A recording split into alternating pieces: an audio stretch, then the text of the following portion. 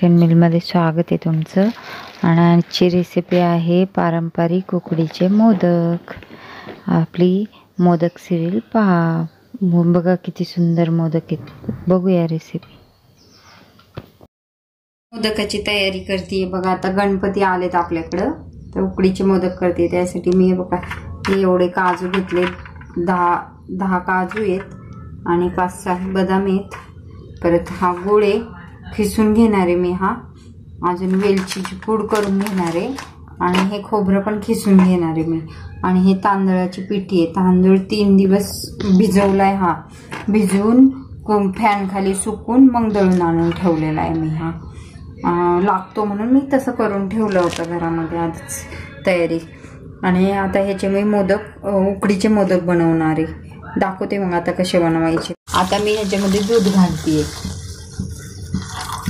1 वाटीभर अंदाजे दूध टाकतेय मी त्यामध्ये।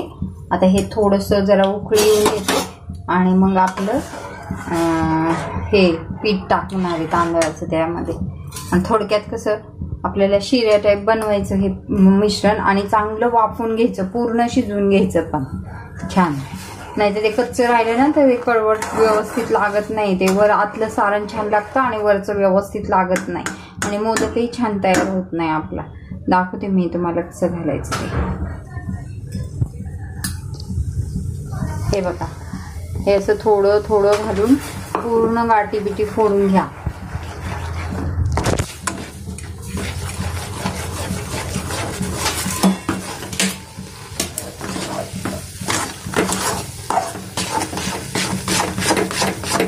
चांगलं हटून घ्यायचं, कारण गाठी नाही राहायला पाहिजे।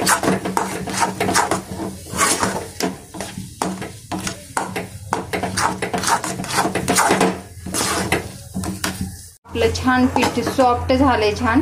आता थोडं थंड होऊ देऊ, गॅसची फ्लेम बंद करते मी। जरा झाकूनच ठेवणार आहे परत पण, म्हणजे आणखीन छान थोडं कढई म्हणजे असं चिटकत नाही बघा ते पीठ असं कढईला। जेव्हा चांगलं शिजलं जातं ना तेव्हा कढईला नाही चिटकत ते। तर आता छान शिजलंय, तरी पण मी जर असं झाकून ठेवते।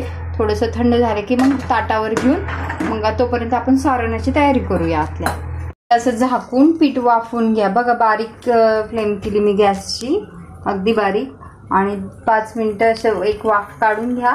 नंतर ते पीठ ताटामध्ये घ्या खाली, चांगलं त्याला मिक्स करा थंड झाल्यावर, पण गरम नका। 1 चमचा तूप घातलं मी ह्याच्यामध्ये। आता ह्याच्यामध्ये मी खोबरं भाजून घेते जरासं, आणि गुळ पण बघा मी खिसून घेतलेला आहे। आम्ही नंतर मिक्स करेल ते। थोडं तूप हे भाजून घेते खोबरं, असं छान जरा थोडंसं लालसर भाजा, म्हणजे चव आणखीन जास्त वाढते।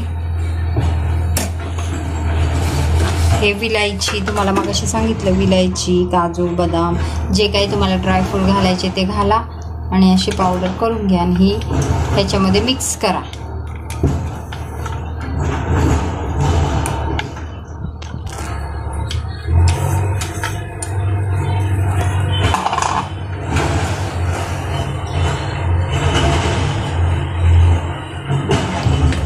हा चमच्यानीच मी तूप घातलं होतं, जास्त पण नाही घालायचं, कारण आपल्या गुळाला पाणी सुटतं। हे बघा, आधी एवढाच घालून बघू किती होतंय। जर वाटलंच तर मग घालू। हल्ली गुळ पण असं गोड नसतोच, जास्त गोड लागत असेल तर जास्त घाला, पण शक्यतो काय होतं गुळाला पाणी सुटतं।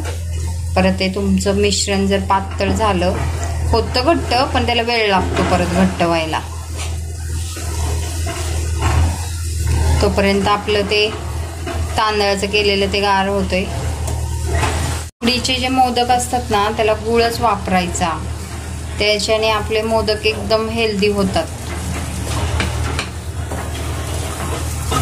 म्हणजे आता तुम्हाला नसेलच आवडेल तर ठीक आहे, वापरा साखर, पण शक्यतो गुळच वापरा.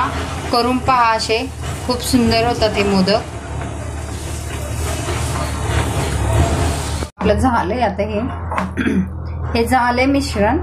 आता हे काढून घेते मी आणि थंड होऊ देते, म्हणजे आपल्याला हाताने भरायला भाजणार वगैरे नाही. पॅनला आधी तेल थोडंसं तूप लावून घेतलं होतं ना, त्यामुळं नाहीच लागलं. आता थोडंसं थंड होऊ द्या. मस्त वास सुटलाय ह्याचा. आणि अशा पद्धतीने घरी बनवा हे मोदक, खूप सुंदर होतात. आणि इतर वेळेस आपण बनवत नाही एवढं आवर्जून, निदान गणपतीमध्ये तरी वेळ काढून करा, कारण सर्वांना सुट्ट्या असतात, करा. आणि आपण काय म्हणतो की नाही का, मोदक हे गणपती बाप्पाला खूप आवडतात, म्हणून आपण नैवेद्यासाठी जे मोदक बनवतो. पण तुम्हाला माहिती का बाप्पाला कोणते मोदक आवडतात? आपण काय वेगवेगळे चॉकलेटचे ह्याचे, हे आवडीसाठी आपल्या ठीक आहे. आणि तसं म्हणतात बाप्पा काय खातो का, पण नाही. बाप्पा देव जो असतो ना, तो फक्त वासेचा भुकेला असतो, फक्त वास आपण देवाला देत असतो. पण बाप्पाला खरे मोदक उकडीचेच आवडतात. त्यामुळं ह्या 10 दिवसामध्ये आवर्जून तुम्ही उकडीचे मोदक बनवा, एक दिवस तरी बनवा आणि बाप्पाला खायला द्या. आणि ह्या अशा पद्धतीने मग कोणतं बघा, हे गुळ होता त्या मोदकांमध्ये, तांदळाच्या पिठाचे मोदक होते, ते बाप्पाला आवडतात. आपण काय करतो आता, सगळंच बदलत चाललंय. ह्याचे गव्हाच्या पिठाचे किंवा मैद्याचे आपण बनवतो, पण ते नाही, ते आपल्यासाठी ठीक आहे. पण बाप्पाचा खरा नैवेद्याचा मान ह्या मोदकाचा असतो. त्यामुळे 10 दिवसामध्ये तुम्ही आवर्जून वेळ काढा आणि हा मोदक तयार करा. बघा, मी तुम्हाला सगळी रेसिपी माझ्या पद्धतीने जशी सांगता येईल तशी तुम्हाला सांगण्याचा प्रयत्न केला आहे. बनवा, ट्राय करा. आणि बाप्पाला गुळाचाच नैवेद्य, गुळाच्याच मोदकाचा नैवेद्य आवडतो. आणि गुळाचा का तुम्ही म्हणाल गुळाचा, पण पूर्वी साखर होती का? नव्हती ना, साखर नव्हती, सर्व गुळाच्याच. बघा, आपण पाहुणे जरी आले ना पूर्वी, तरी काय करायचे, पाहुण्यांसाठी गुळ आणि पाणी द्यायचे. कुठूनही थकून मागून. हे बघा, मी ते पीठ बनवते ना, ते उकड आपली छान झालीये. आता त्याला जरा सॉफ्ट करते, थोडंसं तुपाचा हात घेतला, चिटकून पण चिटकत नाहीच आहे, पण एक असं म्हणून मी घेतलाय हाताला लावून आधी. आणि बघा, हे छान उकड आपली तयार झालीये. आता आपण मोदक करायला सुरुवात करू. हे बघा, असे छान. साचा असेल तर तुम्ही साच्यामधूनच करा. वाटल्यास ना तुम्हाला जर असं चिटकत असेल ना, तर थोडंसं तूप घ्या, तुपाचा हात घ्या आणि त्या पद्धतीने करा. मोठी मोठी घ्या जरा, म्हणजे व्यवस्थित होईल. हे बघा, आता हे सारण घेते. हे बघा, असं ठेवलं, हे असं, हे असं, हे असं,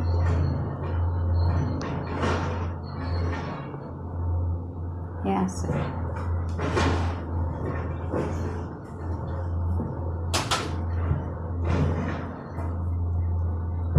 हे झालं.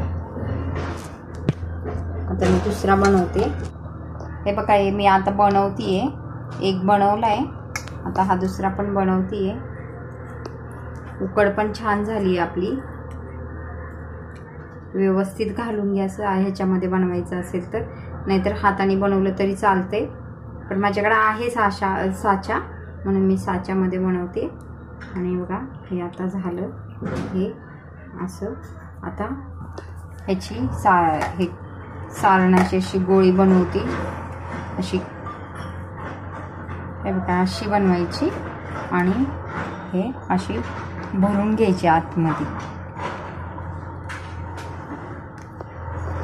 आणि वर्ण हे असं घेऊन हे असं भरून घ्या.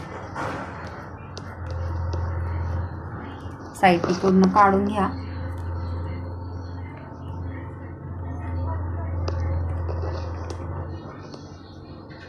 बघा, किती सुंदर आपला मोदक तयार आहे. अशाच पद्धतीने हे सर्व मी करून घेते. स्टीम करायला ठेवते. हे चाळणी ठेवली त्याच्यावरती. त्याच्यामध्ये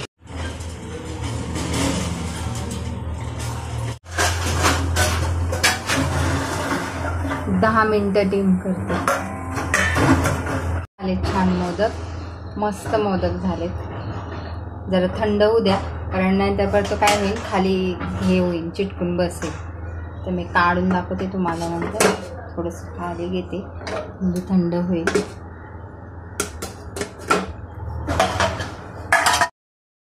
पहा ना किती सुंदर मोदक झालेत. हे आपले पारंपरिक मोदक. ह्याचा नैवेद्य बाप्पाला द्यायचा.